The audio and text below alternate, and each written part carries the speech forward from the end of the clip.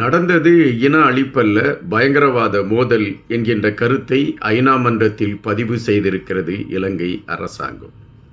அப்படியென்றால் கொத்து கொத்தாக மரணத்தை தழுவிய தமிழர்கள் இன அழிப்பில் அவர்கள் அந்த மரணத்தை தழுவவில்லையா? அல்லது பயங்கரவாத மோதல் என்றால் இரு குழுக்களுக்குள் நடந்த ஒரு மோதலில் இத்தனை தமிழர்கள் கொல்லப்பட்டார்களா? இது இன்று பிரதான கேள்வியாக எழும்பியிருக்கின்றது. இலங்கை ஆட்சியாளர்கள் இன அழிப்பு என்பதை ஒத்துக்கொள்வதற்கு ஏன் இவ்வளவு தயக்கம் காட்ட வேண்டும் என்கின்ற கேள்வியும் எழும்பாமல் இல்லை. எங்களுடைய இந்த வலையொலிக்கு நீங்கள் புதிதாக வந்திருந்தால் எங்களுடைய வலையொலியை பகிர்ந்தளியுங்கள். அதுபோல உங்களுடைய நண்பர்களுக்கும் எங்களுடைய வலையொலியை குறித்து கருத்துக்களை பதிவிடுங்கள். நாங்கள் வெளியிடக்கூடிய காணொளிகள் தொடர்ச்சியாக உங்களை வந்து அடைவதற்கான ஒரு களத்தை எட்டும். ஐநா மன்றத்தில் 60வது அமர்வு நடந்து கொண்டிருக்கின்றது. இந்த 60வது அமர்வில் ஒரு அறிக்கை தாக்கல் செய்யப்பட்டது எழுத்துப்பூர்வமாக. அதாவது ஐநா மன்றத்தின் மனித உரிமை ஆணையர் சார்பாக அந்த அறிக்கை தாக்கல் செய்யப்பட்டது. அந்த அறிக்கையிலே இலங்கையை மையப்படுத்தி பல விடயங்கள் ஒரு அழுத்தமான பதிவாக இருந்தன.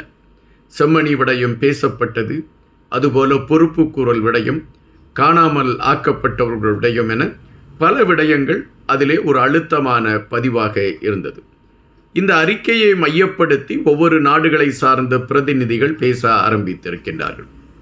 அப்படி பேச ஆரம்பித்திருக்கக்கூடிய பிரதிநிதிகள் சில விடயங்களை எடுத்து வைக்கின்றார்கள். அப்படி எடுத்து வைக்கக்கூடிய அந்த விடயங்கள் இந்த அறிக்கைக்கு எதிரான களத்தை உருவாக்குகின்றதா அல்லது தமிழர்களுடைய போராட்டத்தை அது கொச்சைப்படுத்துகிறதா என்கின்ற கேள்விகள் தான் மனதிற்குள் வருகின்றன. தற்பொழுது ஐநா மன்றத்தின் முன்பு தமிழர்கள் போராட்டங்களை நடத்தி கொண்டிருக்கின்றார்கள். எங்கள் இனம் அழிக்கப்பட்டிருக்கக்கூடிய விடயத்திற்கு ஒரு தீர்வு வேண்டும். அந்த தீர்வு கிடைக்க வேண்டுமென்றால் ஐநா உறுதியான ஒரு நடவடிக்கை எடுக்க வேண்டும். அதற்கு சர்வதேச விசாரணை தான் அதற்கு களமாக இருக்கும் என்பதை மையப்படுத்தி இந்த போராட்டங்கள் நடந்து கொண்டிருக்கின்றன. இதே வேளையில் இலங்கையின் மீது காரணம் 57/1 என்கின்ற அந்த தீர்மானம் இப்பொழுது அது காலாவதி ஆகிவிடுகிறது. எனவே இலங்கையின் மீது இன்னொரு தீர்மானத்தை கொண்டு வர வேண்டும். இந்த தீர்மானத்தை கொண்டு வருவதற்கான முயற்சிகளை பிரிட்டன், கனடா போன்ற நாடுகளும் இன்னும் 3 நாடுகள் இணைந்து அதற்கான முயற்சிகளை எடுத்துக்கொண்டு இருக்கின்றன. அந்த நாடுகளை பொறுத்தமட்டில் இலங்கையின் மீது கடுமையான ஒரு சர்வதேச ரீதியில் விசாரணை நடத்தப்பட வேண்டும் என்பதை மையப்படுத்திய ஒரு கோணத்தில் அந்த நகர்வுகள் இருக்கின்றன. இது இலங்கைக்கு ஒரு பெரிய சிக்கலாக மாறும் என்பதை இலங்கையை சார்ந்தவர்களும் அறிந்திருக்கின்றார்கள், மற்றவர்களும் அறிந்திருக்கின்றார்கள். எனவே இலங்கையை காப்பாற்ற வேண்டும் என்கின்ற நெருக்கடியை கையில் எடுத்துக்கொள்கிறது சீனாவும் பாகிஸ்தானும். பாகிஸ்தானும் சீனாவும் பிரிட்டன் அந்த தீர்மானத்தை கொண்டு வரக்கூடிய பிரிட்டனை சார்ந்தவர்களிடம் பேச்சுவார்த்தை நடத்துகிறது. அந்த பேச்சுவார்த்தையில் நீங்கள் இலங்கையின் மீது கொண்டு வருகின்ற தீர்மானத்தை சற்று தள்ளி வையுங்கள், அல்லது இலங்கையின் மீது இவ்வளவு அழுத்தமான தீர்மானத்தை கொண்டு வராதீங்கள், அதை காலதாமதப்படுத்துங்கள் என்கின்ற கோரிக்கையை சீனாவின் சார்பிலும் பாகிஸ்தான் சார்பிலும் பிரிட்டனிடம் வைக்கப்படுகின்றது. ஆனால் பிரிட்டனை சார்ந்தவர்கள் இந்த விடயத்தில் சீனாவின் அந்த வார்த்தைகளையோ பாகிஸ்தானின் வார்த்தைகளையோ அவர்கள் செவிமடம் எடுக்கவில்லை. அவர்கள் நாங்கள் தெளிவான கோணத்தில் பயணித்து கொண்டிருக்கின்றோம், இலங்கைக்கு எதிராக இந்த தீர்மானம் பதிவு செய்யப்படும், சர்வதேச ரீதியில் இலங்கை இதற்கான பதில்களை கொடுக்க வேண்டும் என்கின்ற நிலைப்பாட்டை எடுத்துக்கொண்டு எங்களுடைய பயணம் இருக்கும் என்பதை உறுதிப்படுத்தி இருக்கிறது பிரித்தானியாவை சார்ந்தவர்கள். இந்த சூழலில் ஒவ்வொரு நாடும் இந்த அறிக்கையை சார்ந்த விடயத்தை மையப்படுத்தி, அதாவது ஐநா மன்றத்தின் மனித உரிமை ஆணையர் தாக்கல் செய்த அந்த அறிக்கையை மையப்படுத்தி ஒவ்வொரு நாட்டை சார்ந்தவர்களும் பேச வேண்டும்.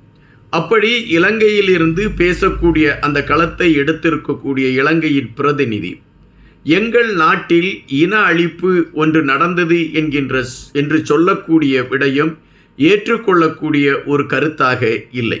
எங்கள் நாட்டில் இன அழிப்பு நடந்தது என்பதற்கு எந்த விதமான ஆதாரமும் இல்லை. ஆனால் பயங்கரவாத மோதல்கள் நடைபெற்றன. அதாவது இராணுவத்திற்கும் ஒரு குறிப்பிட்ட குழுவிற்கும் இடையே பயங்கரவாத மோதல் நடைபெற்றது. இதில் சில பாதிப்புகள் நடைபெற்றிருக்கின்றன. அந்த பாதிப்புகளுக்கான நிவாரணங்களை கொடுப்பதற்கு நாங்கள் தயாராக இருக்கிறோம். அதற்கான நீதிகளை செய்வதற்கு நாங்கள் தயாராக இருக்கின்றோம். ஆனால் சர்வதேச விசாரணை என்கின்ற கோணத்தில் வருகின்ற ஒவ்வொரு நகர்வுகளையும் நாங்கள் எதிர்க்கிறோம். அதுபோல எங்கள் நாட்டின் மீது நீங்கள் திணிக்க இருக்கக்கூடிய எந்த எதிர்ப்புகளையும் நாங்கள் ஏற்றுக்கொள்ள மாட்டோம். நாங்கள் சட்டத்துக்கு உட்பட்டு சட்டத்தின் அடிப்படையில் தான் எங்களுடைய ஒவ்வொரு செயல்பாடுகளையும் வரையறுத்திருக்கின்றோம். பாதிக்கப்பட்ட மக்களுக்கு கூட என்னென்ன தேவை என்பதை அறிந்து அவைகளை நிறைவேற்றுவதற்கான களங்களை நாங்கள் எடுத்துக்கொண்டு பயணிக்கிறோம். அதை உங்களுக்கே தெரியும். எங்களுடைய செயல்பாடுகளை குறித்த விவரங்களை நாங்கள் ஐநா மன்றத்தில் கொடுத்திருக்கிறோம். கண்டிப்பாக ஐநா மன்றம் அதை குறித்து தெரிந்து வைத்திருக்கும் என்ற நம்பிக்கை எங்களுக்கு இருக்கிறது என்று இலங்கையின் சார்பில் அங்கு பேசிய பிரதிநிதி குறிப்பிட்டிருக்கின்றார். அப்படி என்றால் இலங்கை ஆட்சியாளர்கள் என்ன சொல்ல விளைகிறார்கள்? இதற்கு முன்பாக இருந்த ஆட்சியாளர்கள் எதை எடுத்து வைத்தார்களோ அதையைத்தான் இவர்களும் எடுத்து வைக்க விளைந்திருக்கிறார்கள் என்பதுதான் நாம் அறிய வேண்டிய செய்தி. அல்லது அதைத்தான் இவர்கள் முன்னிலைப்படுத்தி தங்களுடைய பயணத்தையும் வரையறுத்திருக்கிறார்கள் என்பதைத்தான் நாம் அறிய வேண்டியதாக இருக்கின்றது. அப்படி என்றால் தமிழர்களுக்கான நீதி என்கின்ற விடயம் ஒரு உள்ளூர், அதாவது இலங்கைக்குள்ளே கட்டி அமைக்கக்கூடிய விசாரணை களமாக இருக்க வேண்டும் என்கின்ற நிலைப்பாட்டைத்தான் இந்த அரசும் எடுத்திருக்கிறது என்பதாகத்தான் நாம் பார்க்க முடிகின்றது. அப்படி உள்ளூர், அதாவது இந்த இலங்கைக்குள் நடைபெறுகின்ற விசாரணை தமிழர்களுக்கான தீர்வை தருமா என்றால் அது கேள்வி கணைகள். எனவேதான் இம்முறை ஐநா மன்றம் மிகப்பெரிய ஒரு அழுத்தமான நகர்வை எடுத்திருக்கிறது என்பதாகத்தான் நாம் கணிக்க முடிகின்றது. இந்த காணொலியை நான் பேசிக்கொண்டு இருக்கக்கூடிய இந்த சூழல் கூட ஐநா மன்றத்தின் நகர்வுகள் இலங்கைக்கு ஒரு பெரிய அழுத்தமாக மாறி இருக்கிறது என்கின்ற செய்தி வரக்கூடிய ஒரு களங்கூட அமைவதற்கான வாய்ப்புகள் இருக்கின்றன. குறிப்பாக அந்த ஐநா மன்றத்தின் ஆணையர் இலங்கைக்கு வந்து அவர் செய்த விஜயம் இங்கு எவ்வளவு கொடூரங்களை தமிழர்கள் அனுபவித்திருக்கிறார்கள் என்பதை செம்மணி விடயத்தில் அவர் புரிந்து கொண்டு இருப்பார் என்கின்ற ஒரு கருத்தை நாம் இங்கு பார்க்க வேண்டியதாக இருக்கின்றது. எனவே தமிழர்களுடைய தீர்வு, தமிழர்களுக்கான ஒரு விடிவு, இவைகளை மையப்படுத்திய களத்தை எடுத்துக்கொண்டு எந்த இலங்கை அரசும் செயல்படவில்லை என்பதைத்தான் ஐநா மன்றத்தில் இலங்கை சார்பில் எடுத்து வைத்திருக்கக்கூடிய கருத்துகள் நமக்கு சொல்கின்றன. காத்திருப்போம். இன்னும் பல செய்திகளோடு உங்களை சந்திக்கின்றேன். நன்றியுடன் இன்பா.